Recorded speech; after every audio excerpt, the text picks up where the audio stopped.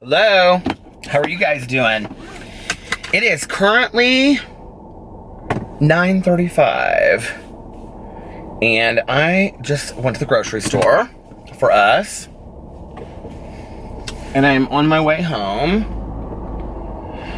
Alex is making a salad with chicken and mozzarella cheese, and he needed shredded mozzarella cheese and an avocado. So he was like educating me on how to pick the right avocado. They all looked not very fresh to me, but apparently that's what you want in an avocado. He said, not a bright green one. I said, okay.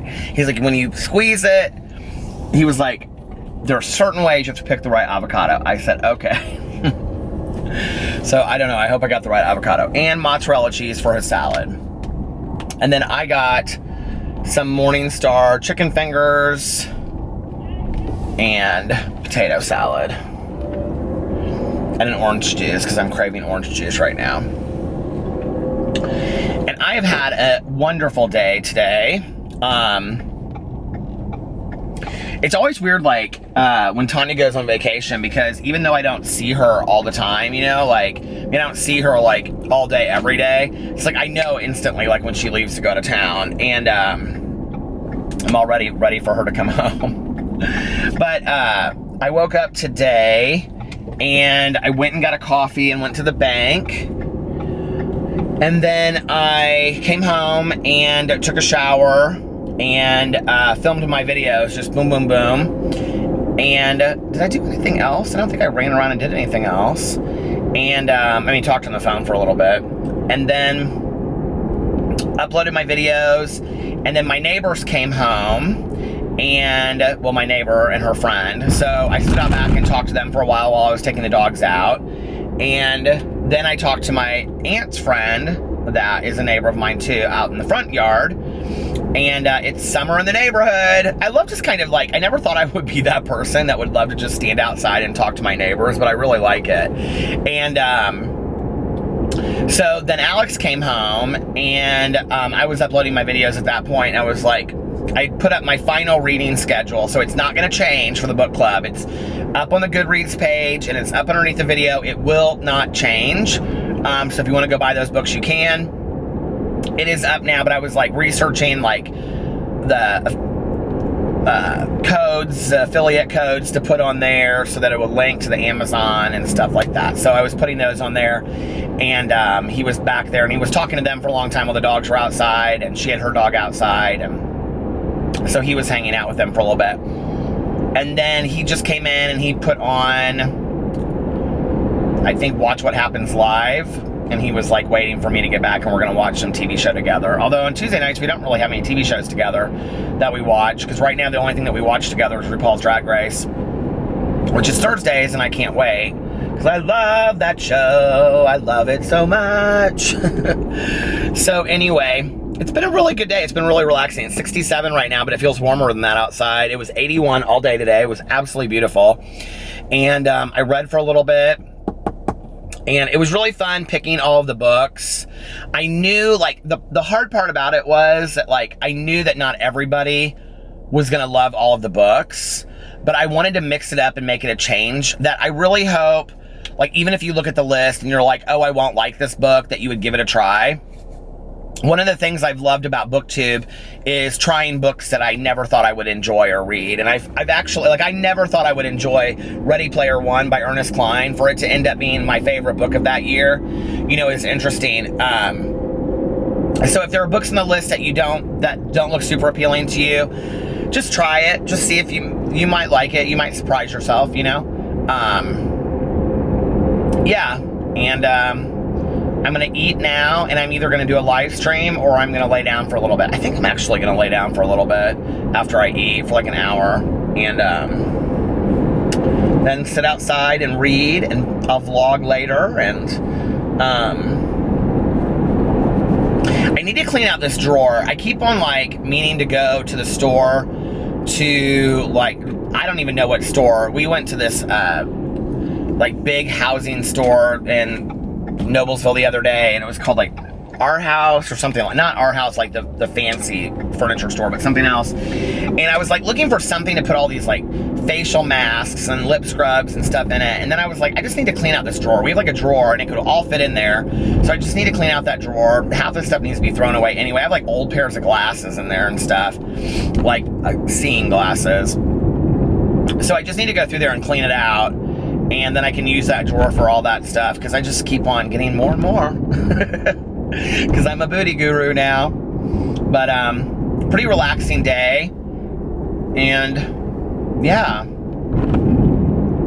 Alex was talking to me about the race, because he's gonna have his friend maybe from Chicago that he went to college with come down here and go to the snake pit with him. And he was like, you know, he's a friend of mine too, so that'll be fun to see him if he ends up coming down. And Alex knows some other people that are going. Melissa and Jason are going, so yeah. I almost called them to see if they wanted to go to dinner again tonight, because either of us, we typically eat out or have carry out in. We aren't big cookers. Well, Melissa likes to cook, but you know, it's hard when it's just two people, because people are always like, you could save so much money if you cooked. Well, unless you want to have tons of leftovers, you have to kind of really plan it out. You know what I mean? Sometimes it isn't about saving money with two people. Sometimes it's you end up buying a lot more stuff than you need, and it can be more expensive. And I do love to go out to eat, but it's so pretty out tonight. It feels so much like summer. I am so ready for summer. I love this weather. Bum, bum, bum, bum, bum, bum, bum, bum, bum. Well, all right. The only thing you can tell that it's not summer is that the kids aren't out yet, because up and down here are all kids, and they're always like running the streets and stuff, even until the evening. That's kind of the thing that you can tell is what it is about not summer yet. But that's coming. I think all of the schools are out by the 1st of June this year.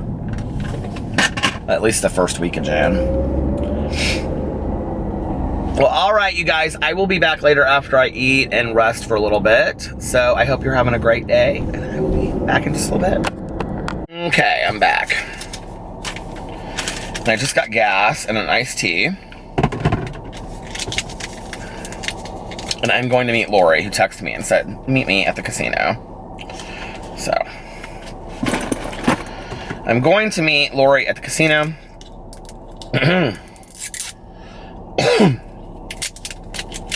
Burn my throat. I have to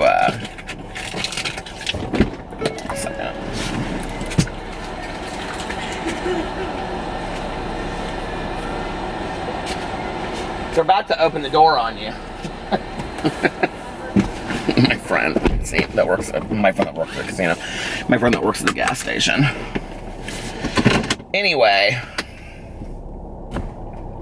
I should check and see if she's texting me. I was listening to my audiobook.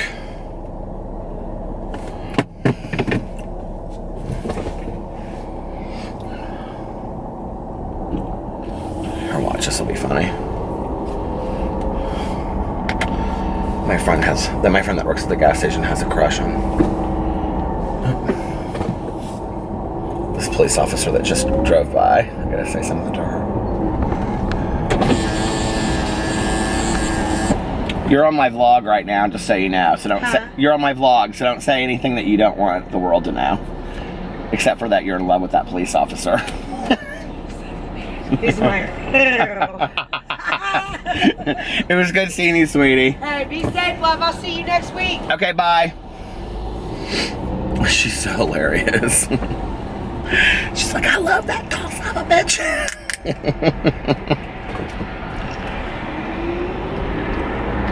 They got robbed twice in the last week. And she got robbed once, and the other guy is like this really big, tall guy, and his name is, I won't say his name, but anyway, he's like this really big, tall guy, like muscular and tall, that got robbed.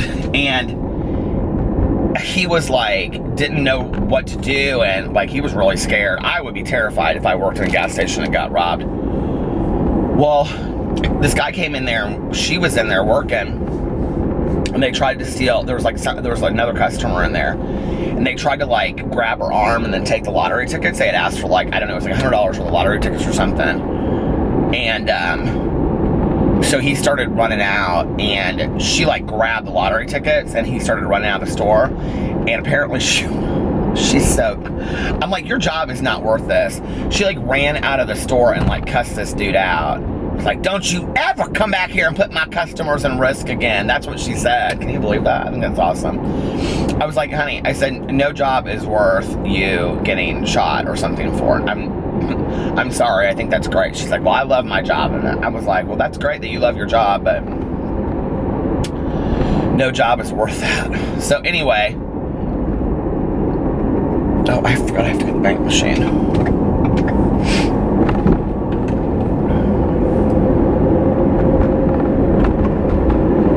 My throat hurts a little bit today, but I think it's allergies.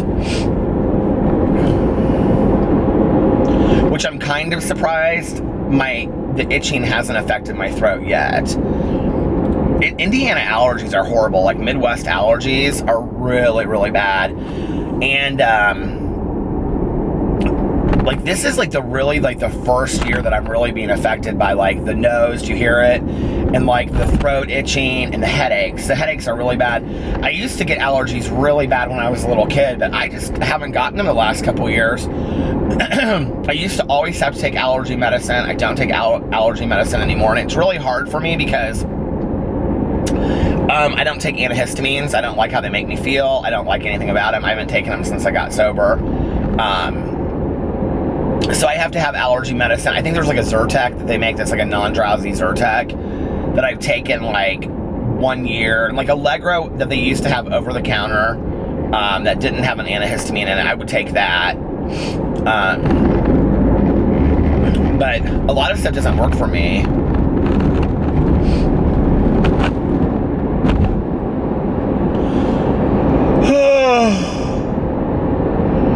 I used to take that Flonase stuff and a Claritin before I had my seizure, but they wondered if that wasn't contributing to me, if that didn't contribute to me having a seizure because I had so much stuff that kind of hyped you up in it.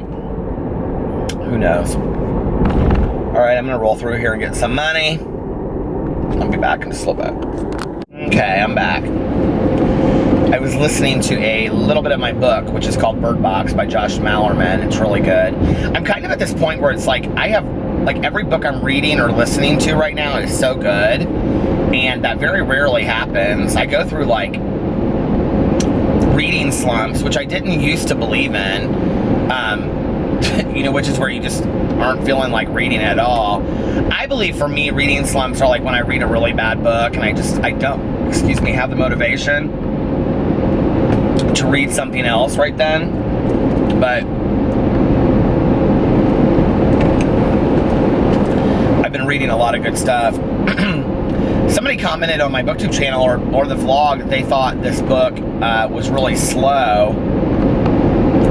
It's slow, but it's like creepy slow. I don't know how to explain it. I think it's about aliens, but I'm not sure. And I'm like a half of the way through it. It's about creatures, I don't know, that come after the world. But it's told very much like The Road by Cormac McCarthy, I can't remember what his name is, but anyway. That wrote that, All the Pretty Horses, and he wrote The Road. I love the book The Road, I thought it was great. I did not love the movie though. The book was 10 times better.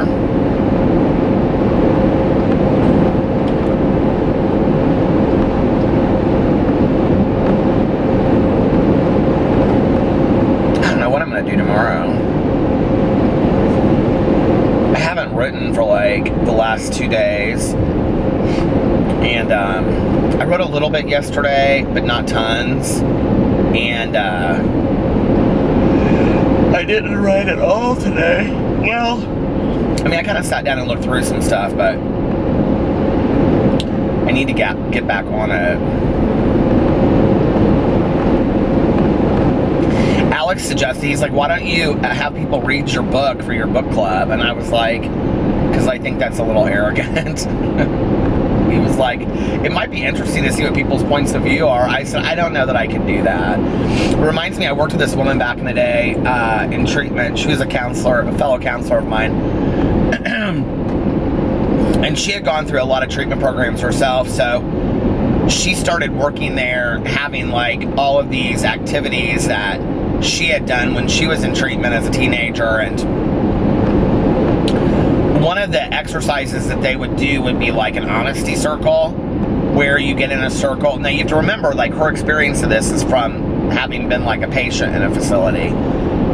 So her, you know, this honesty circle was when you would sit in a circle and then like somebody would sit in the middle, and in a nice way, but you would tell them things they needed to work on or things that you think would help them better as people. And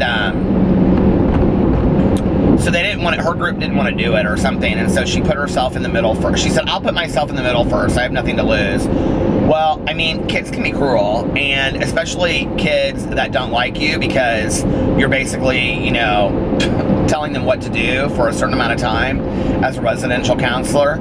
And she had some girls in her group that really did not like her, and she was very tall and very heavy, and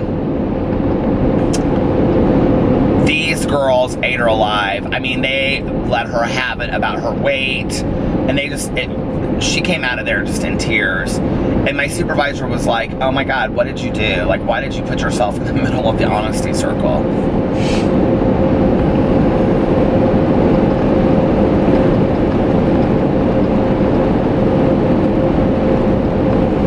So funny when I think back about my experience working there. Like, my very first summer, I would have just had 05 to 05, 05 to 15. I would have just celebrated 23 years working there. Isn't that crazy? And I left 10 years ago. 23 years I would have been there. So 23 years ago, this week, I started my hire date was May 5th. I started working there. And that first summer, I was just a tech. And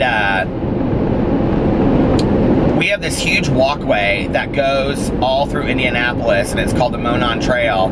And it used to be a railroad track, and they've turned it into like this walking, running, dog walking track now. And it goes all the way from downtown, like way downtown, all the way through to the north side of Indianapolis. It's a pretty cool thing that they have, and people run on it every day, and it's just really cool. So anyway, but back then it didn't exist, and they were just starting it, the Parks and Recreation group.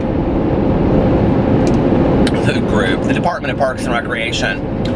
And so, because we didn't have anything to do with the kids in the summer, because they weren't in school, because we had actual classroom. Before we had a school built, there's now like a school built there, but before we had a school built, there was a classroom on our unit. So during the school year, they would have their assignments sent to them, and if they were working on their GED, they would work on GED prep stuff, and if they had their GED, they would work on recovery assignments. And but in the summer, since school was out, we had to do recreational stuff with them, and my supervisor was such a believer in like volunteer work that she volunteered us for the Department of Parks and Recreation, cleaning up the grounds. Like, they would, you know, clean up a certain area of the woods, and then they would like lay the pavement to make it part of the Monn. That's how they like put the Monn through areas of forest and the backyards and everything that it never existed before, little by little by little. And that summer, we probably cleared like a 2-mile radius. We would also go to other parks when they weren't working on that for the day and pick up trash and stuff like that. And you know, it's the small things that you remember, but I remember that they, like, this guy was so nice that was the director of Parks and Recreation. He drove this, he was an older guy, and he drove this big pickup truck, and he would, like, you know, go pick up Subway for all of us and bring it out there. And we had little box Subways, you know, sandwiches and little meals every day with Capri Suns. And I mean, we had to do it too. Like, we had to work on the Monn too. We couldn't just stand there. I remember, like, back then the kids could smoke in treatment if their parents had signed consents for them to smoke if they were under the age of 18. I don't know how they got around that back then. Now you can't smoke really in any treatment facility. I'm sure, like, some small halfway houses you can, but back then the adults could smoke on the property. Now nobody can smoke there at all. But I remember we would have to take their cigarettes. We would like take like 2 cigarettes a day for each one of them, and each of them would have like an envelope, and then we would have to like dole them out to them. We would all stand there in a circle while they all smoked a cigarette. Which wasn't hard, because like every kid that came in there, no matter where they came from, they smoked Newports, almost every single one of them.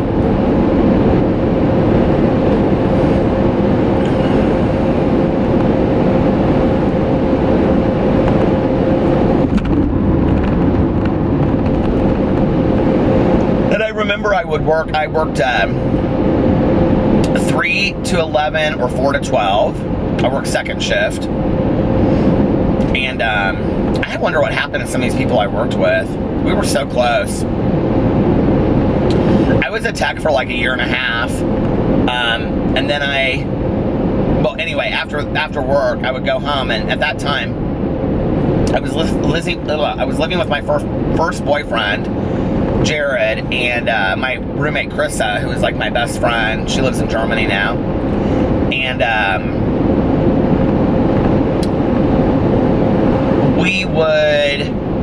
I would come home, and we would all go to like the swimming pool, because we had like a pool that was open 24 hours at our apartment, and we would go swimming, and all 3 of us worked second shift, and we would go to the pool and like go swimming at night, and go night swimming, and then we would come back and we would like watch a scary movie and then like go to bed. Like we did that like every night.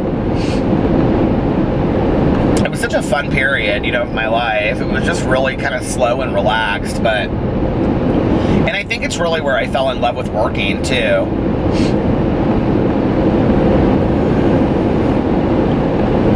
And then after that, I became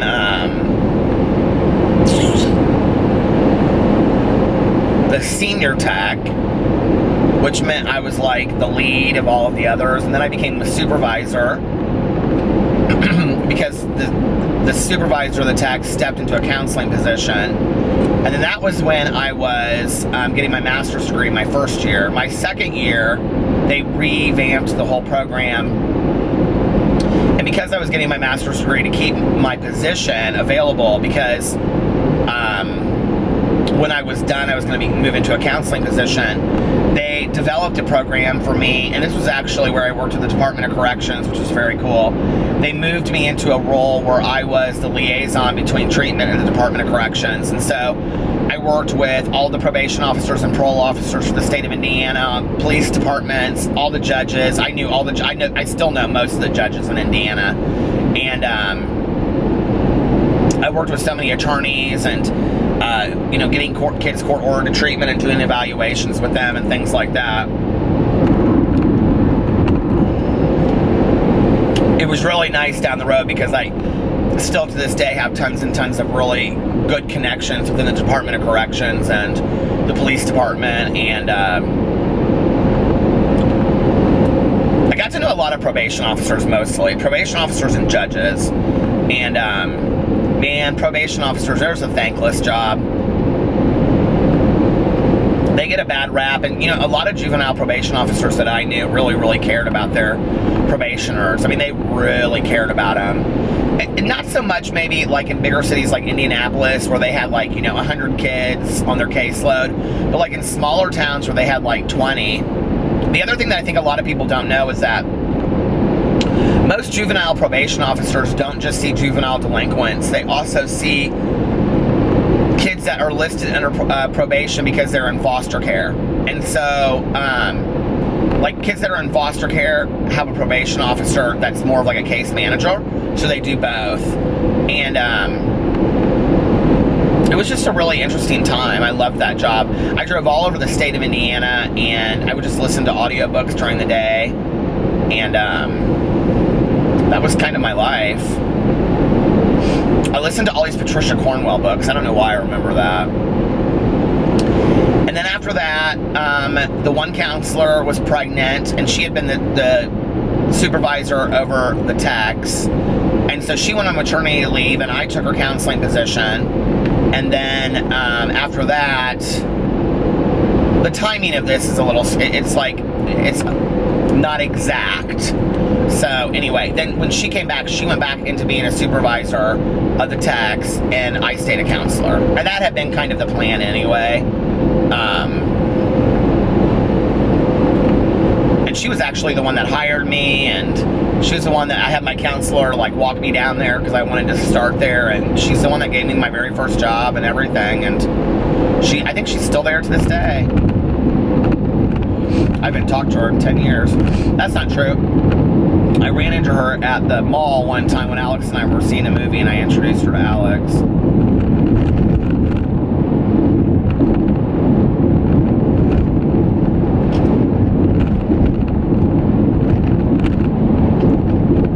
Most of us that all work there together aren't there anymore. There's probably 2 or 3 people that still work there that have now had like 20 plus year careers there, but they're in a different capacity. They don't work with the adolescent unit anymore. And I didn't either the whole time I was there. I worked with the women's unit. I worked with the like where you came in to do an assessment. It was called the Access Center. It's not called that anymore, but I worked in the men's unit. I worked everywhere.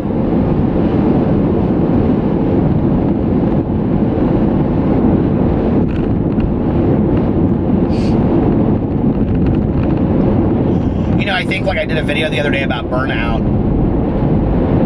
I think I really went through burnout at the end, and I didn't even realize that's what it was. You know what I mean?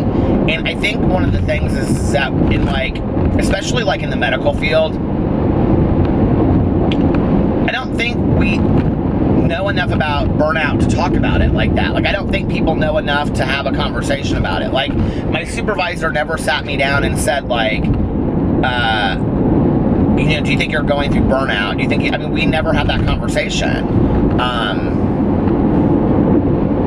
But she had to have had some signs of that, because I just was really struggling, I was really, I just wasn't in it to win it anymore. And I would have to think that in retrospect, she would have looked at that and been like, I just don't think Peter's heart's in it anymore. And the other thing is that at the end, was the really bad part of my relationship ending too. Like that last 2 years just wasn't pretty, and so coinciding with a job that I just wasn't happy going into every day anymore, which was partly because of my coworkers, some of them who were straight a-holes, but and that's just the truth. I just wasn't in it anymore,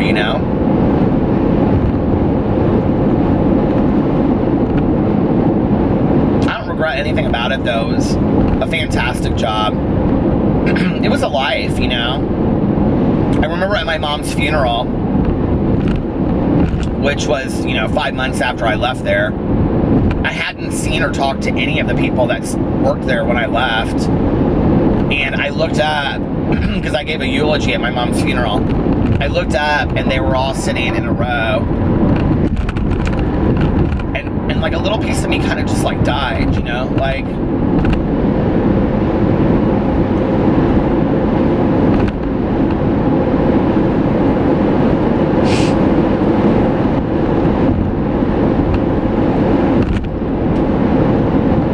we work with people, like 40 plus hours a week, and I was working sometimes 50, 60 hours a week for 5, 10, 15, 20, 30 years. And you think you mean so much to these people because they mean so much to you, and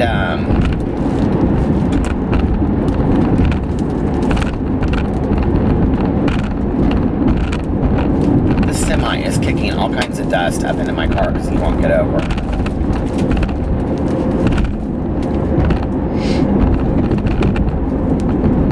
That rock hit my car.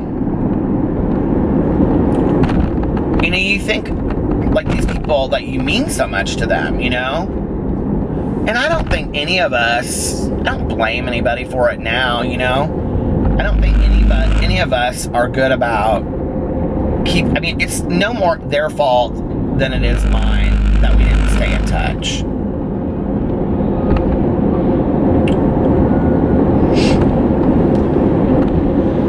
I didn't hear from him, any of them, none of them. The entire time that my mom was sick, not one of them ever checked in on me and said, hey, are you doing okay? Like, I'm thinking about you. Not one of them.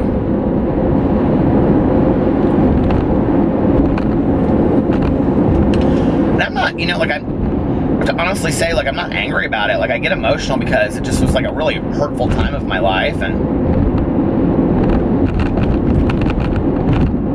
wouldn't it be wonderful if we could learn lessons through joyful experiences instead of painful experiences, But I think most of us have to learn, we have to learn the truth, and we have to learn things about our lives through painful experiences. And the painful experience for me was that sometimes your relationships with people, I'm just a really trusting person. And,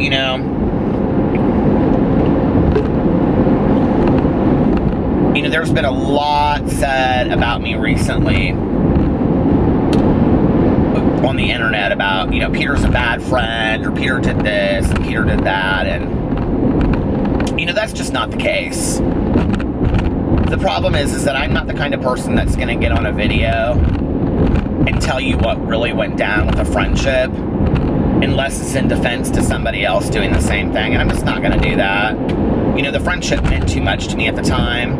It's not something I did 5 years ago. It's not something I did 10 years ago when I left treatment. I wasn't singing to tell people what really had gone on with me. I pull in, and I that pain just goes inside of me. And so I've had to recently sit back and just kind of let people think that I'm a really shitty person, And it was interesting because I watched a video yesterday in which I was basically validated, at least to me, because I know the background story. I felt validated watching it, like, I knew that's what had happened. Like, I knew that's what had happened, I couldn't put the pieces together, but I thought that's what would happen, And yet I sat by there and just, took it like, oh, Peter's the bad friend, Peter's the bad person, can't trust Peter, Peter's evil. And I'm kind of at a point now where I'm like, I don't really give a fuck what people want to say about me. I know the truth. I know I'm not that. I'm not a bad friend. And people don't know the whole stories, The other thing is that people typically know about me. I won't say something unless pushed about it, and I just don't want to, so. And that's kind of how it was when I left treatment. It was like,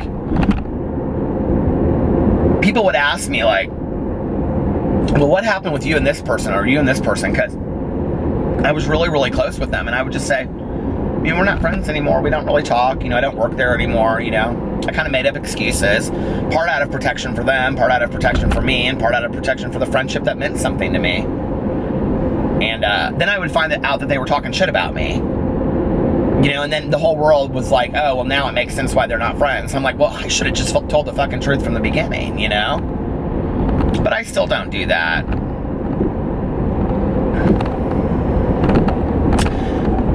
I did a video yesterday about YouTubers getting divorced, and on the one it was about a couple that I've watched for years, and the one person put on Instagram yesterday a picture of them holding hands, and he said, it was the quote that says, I'll pull it up and read it to you in a second, but it's a quote that says something to the effect of, don't be sad about what has been lost, but sad about what we had, to begin with, or whatever. And I think that's really true, and that's kind of always been my attitude about things, It's like, in breakups or friends that go apart and stuff like that, like, I really just try to look back on it with, like, fondness and be like, well, I had some great times. It was a good friendship at one point, I'm not gonna, I don't know, I think sometimes we ruin what was there by what we do with it afterwards, because we're so much in pain, that it hurts so much that we don't know what to do with it, so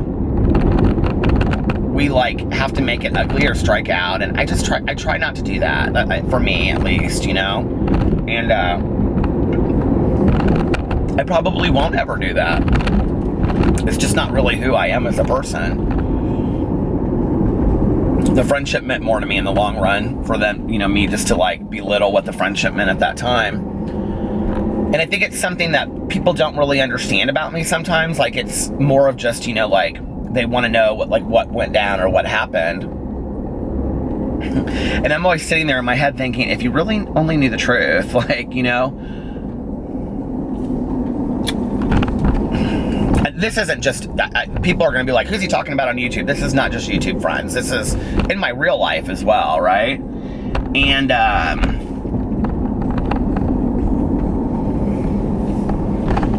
so when I read this quote yesterday, which I had heard, you know, do you ever like, you know, a quote, but then like, you know, like you hear it at a certain time that you're like, oh my God, I really needed to hear it today. Like, I really needed to hear this quote yesterday, even though it was about their relationship. It like really solidified for me, like what I believe in the world about things, you know, that you take away the good memories and you appreciate them and you just don't tear apart what was out of being right. And it's that statement that I said in my Peterisms video the other day. Would you rather be happy or would you rather be right? And for me, at the end of the day, I would rather be happy. And for me, being happy a lot of times is walking away from a friendship or a relationship and being like, you know what?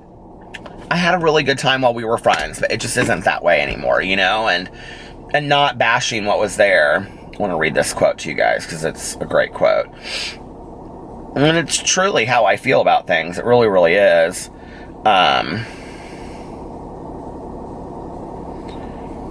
Here it is. So the quote he put, they're holding hands, and he said, "Don't cry because it's over, smile because it happened." And I love that, you know? So, even though things make me sad sometimes because they're over, I try to smile and remember the good times.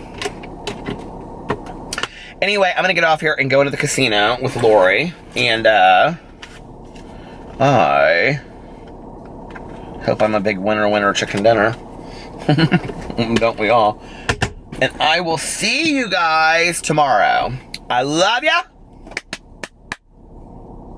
You better be being good. I'll see you later. Bye.